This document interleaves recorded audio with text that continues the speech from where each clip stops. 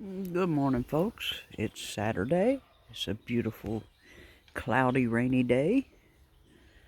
See, we've had a little bit of rain here. Um, just to update, my tomatoes are coming in. They're little teeny little babies. They're coming in. Now, some of them, as you can see, did not take. My sunflowers are doing good. I did plant a black one with the regular one, and some of my marigolds are coming up. I still got one corn plant. One died. You see there. So let's talk about some of the things in the news today. I'm sure you've all heard that Israel attacked Iran, and Iran attacked Israel this week, and this was in response to Iran's attack.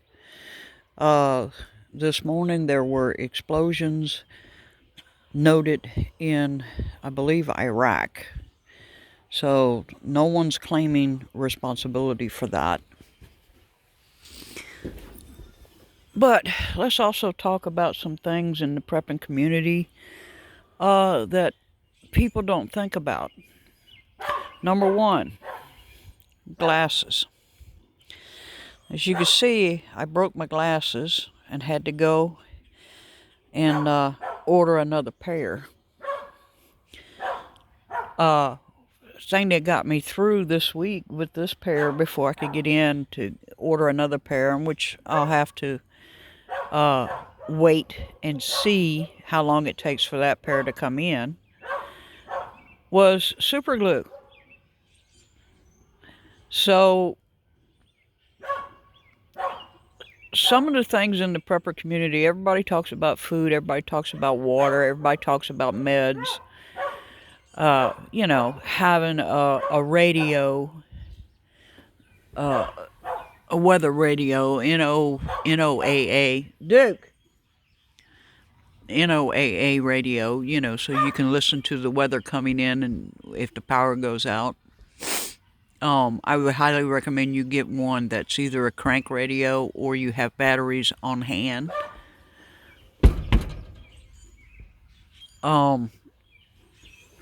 But what some people don't talk about is other items that you're going to need.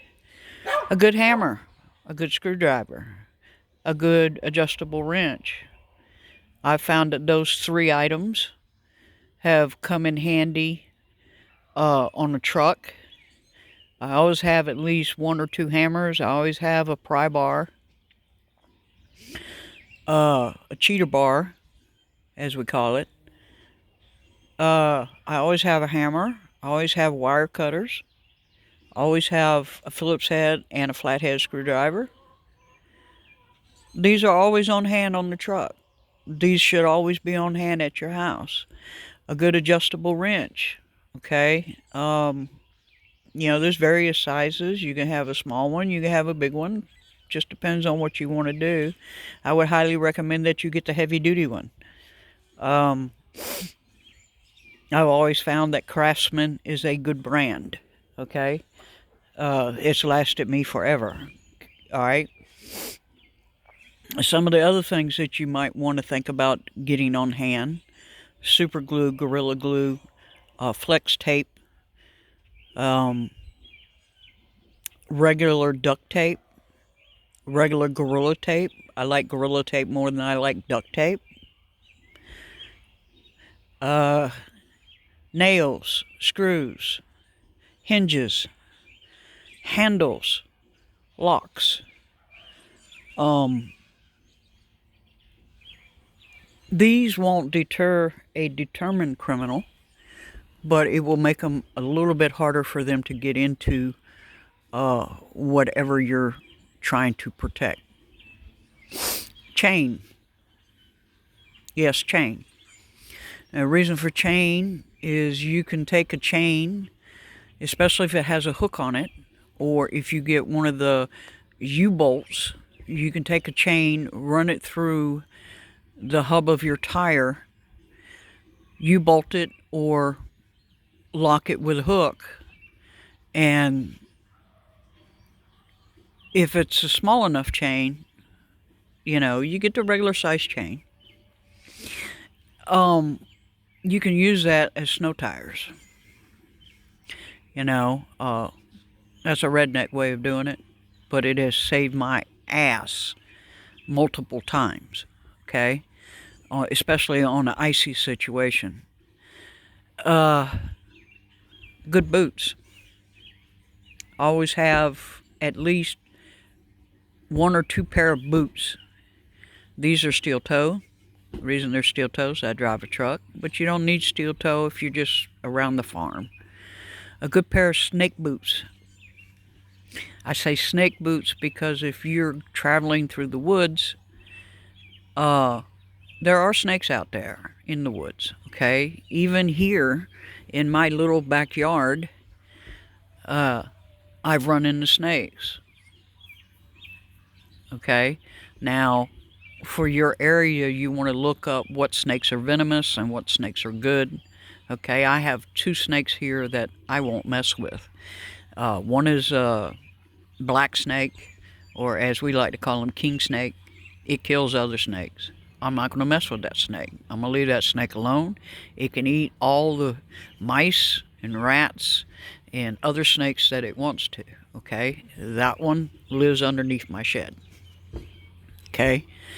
The other snake I won't mess with is a garter snake. And the reason you don't mess with a garter snake is a garter snake eats a lot of bugs.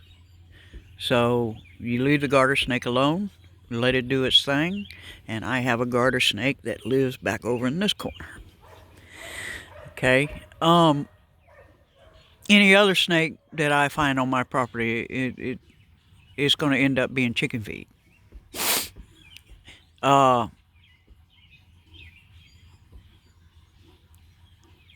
But these are things that you don't think about, a good hoe, a good shovel, a good rake. Try to think outside the box when you're prepping, okay? Because we've all seen the economy go to shit, okay? I'm going to be honest, it's gone completely to shit. Even us truckers are feeling it, okay? A lot of truckers are complaining about there's no freight. Then other truckers are complaining about there's too much freight.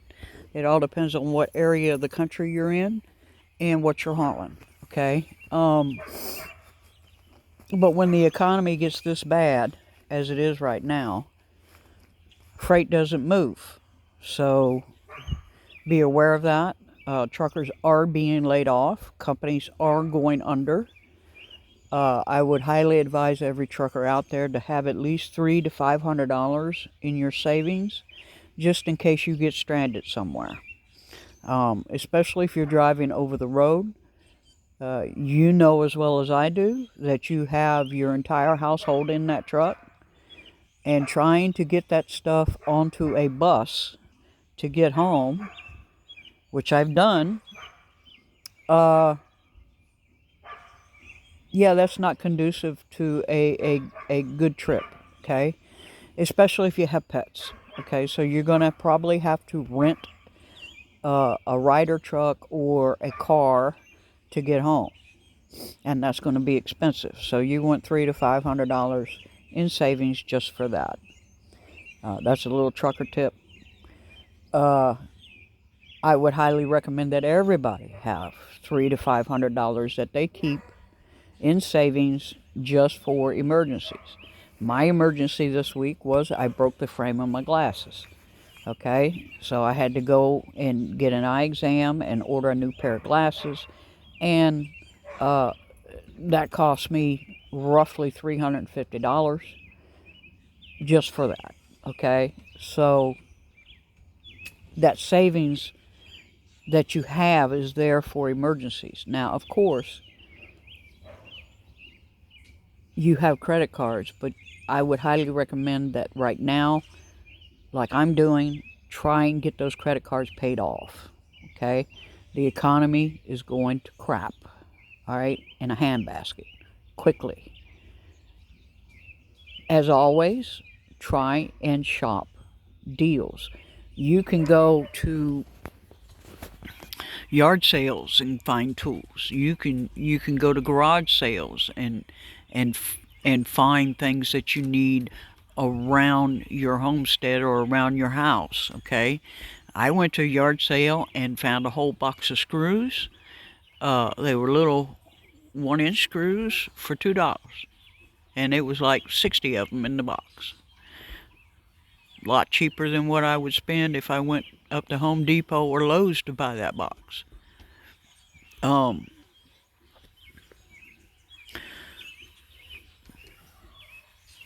Another thing you might want to think about getting is good wire.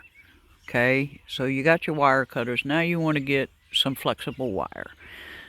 And the reason you use flexible wire is when you have plants like this, right? This is an elderberry tree. And you see I've tied it off with yarn to straighten it up. Now you can do it with wire, you can do it with yarn. Your tomato plants. Once your tomato plants get tall, you've got to have them in a cage. Okay. I haven't weeded this yet, but these are my cages for my tomato plants. So you can build this yourself. I happened to buy it, but you can build that just out of sticks and wire.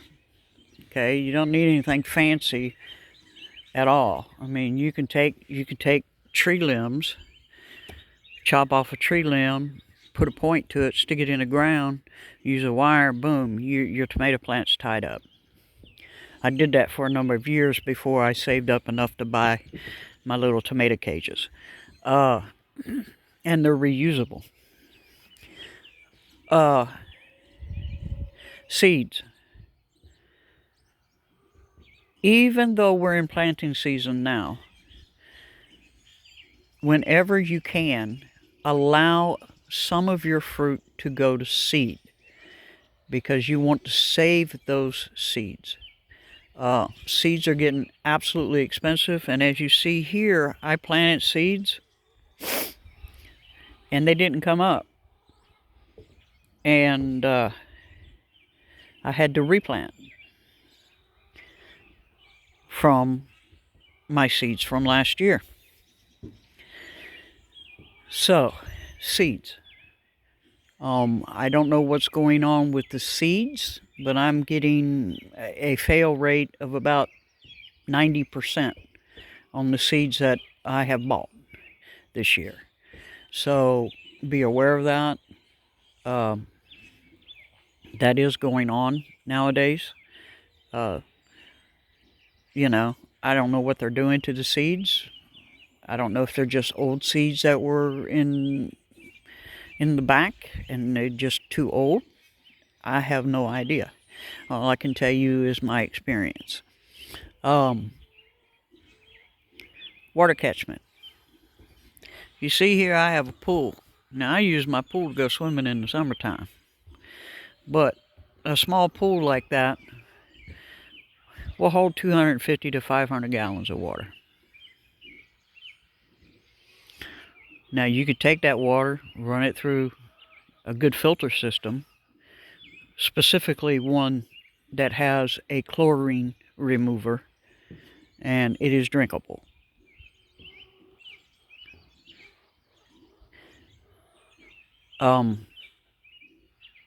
Think outside the box, folks.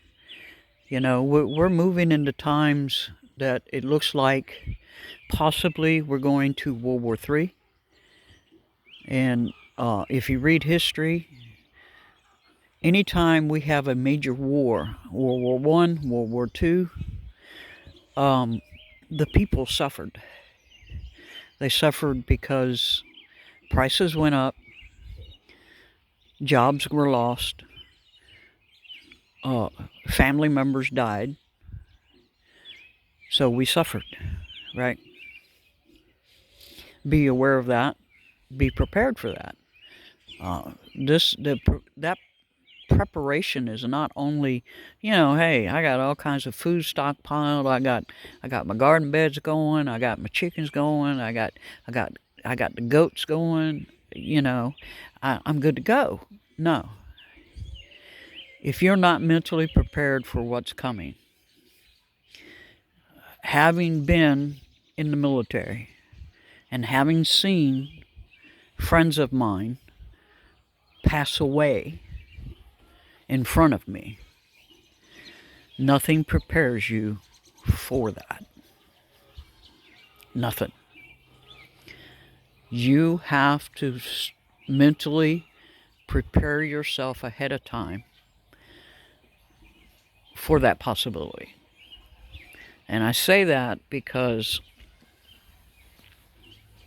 right now we're having all kinds of hardware issues and all kinds of emergency services and all kinds of water treatment plants and all kinds of electrical treatment facilities, where they go in and they maximize and they resend electricity down a further line. We're having all kinds of problems with hardware. We're having all kinds of problems with people who are just losing it, okay?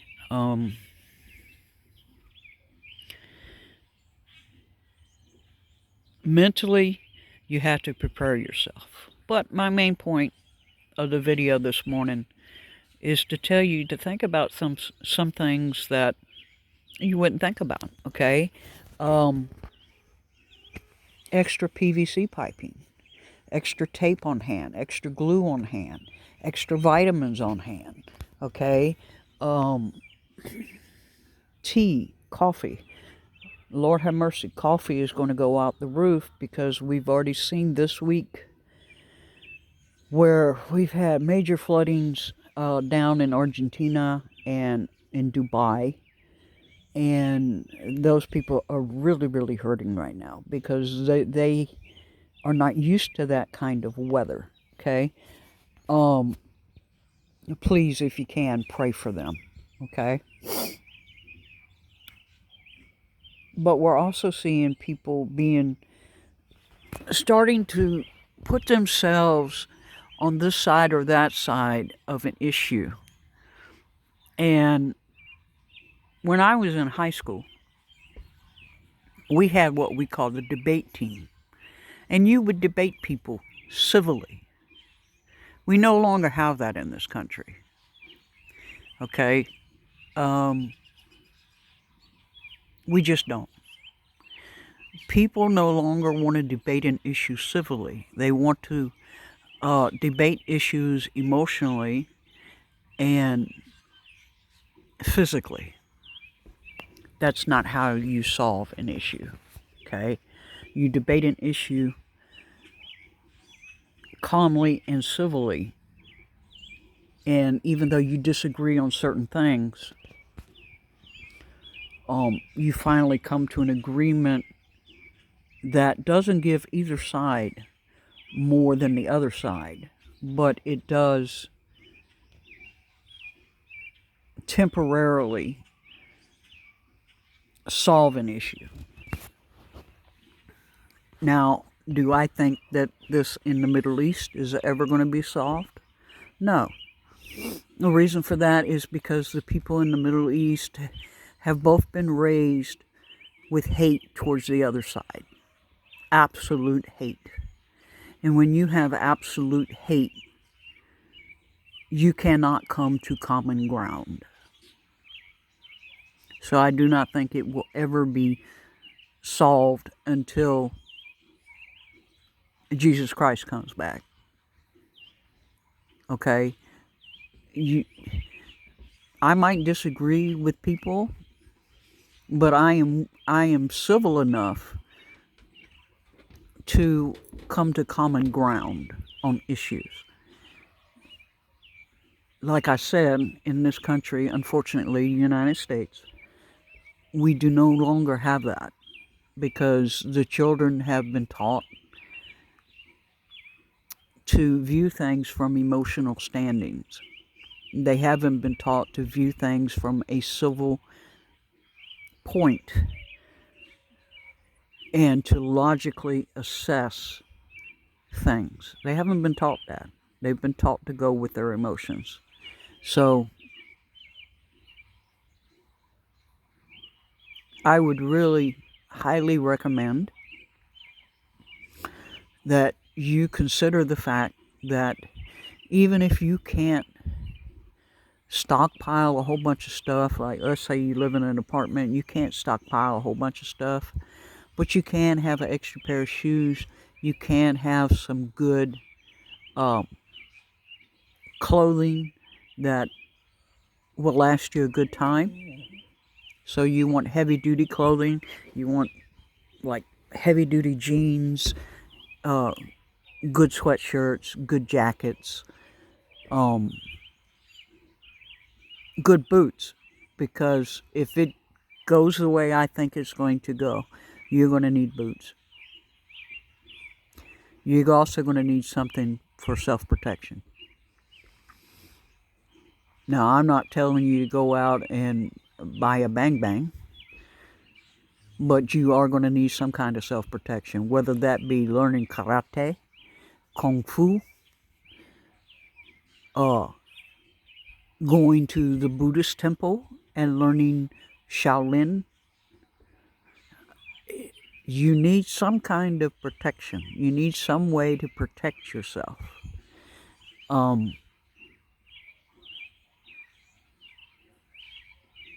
I can't say it enough.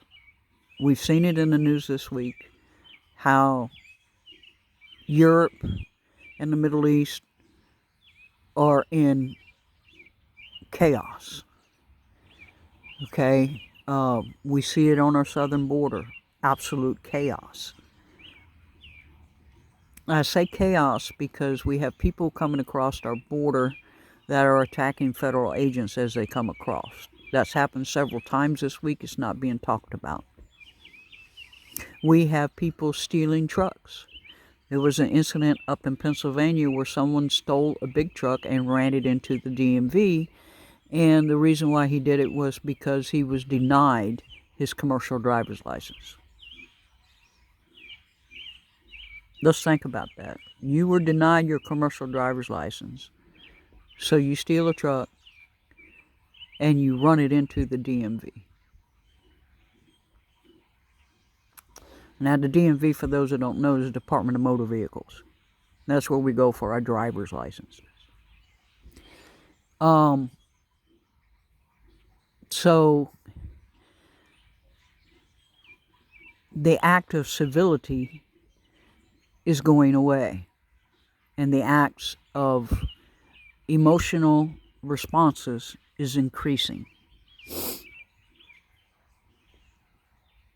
I am absolutely flabbergasted about all the incidences going on in the Middle East and Europe. I am absolutely flabbergasted about how our civil leaders are allowing so much civil unrest and so much insanity to happen in our country. I'm at a loss for words. Okay, I will say this: if you do not have a relationship with the Father through our Lord Jesus Christ, you need to get that now. You will not survive the days ahead if you don't. And for those who say, well, that's your opinion, that's your religion, blah, blah, blah. I did say a relationship with the Father.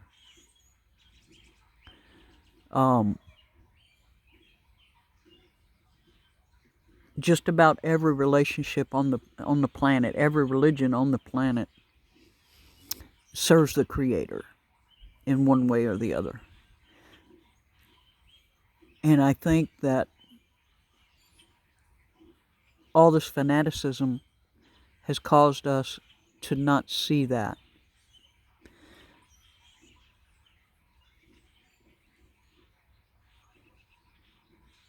There is so much going on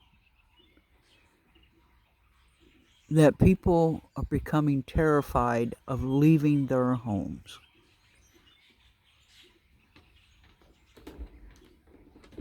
That's a very sad situation.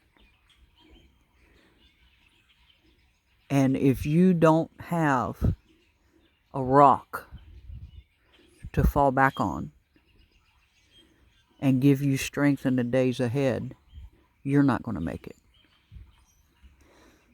You're not going to make it.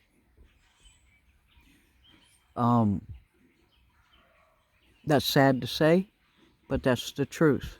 And I want everyone in the prepper community who watches my videos to please take this to heart.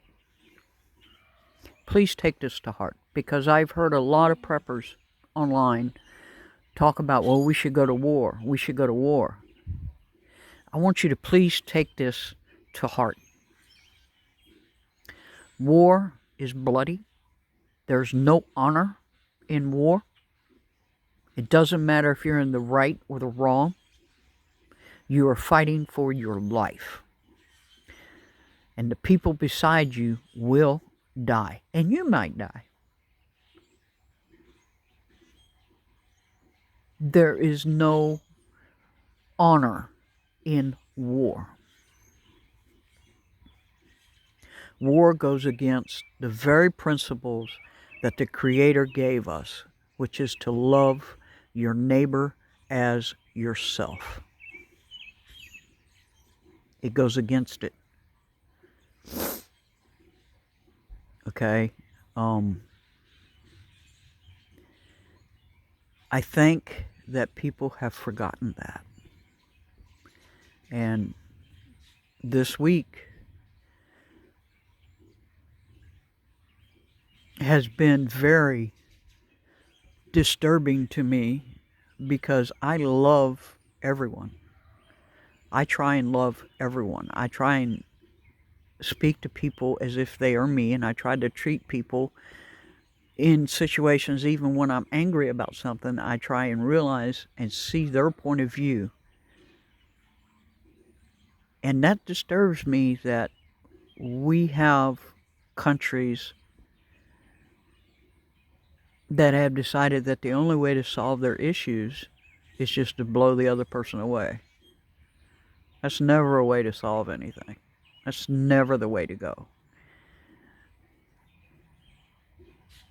So,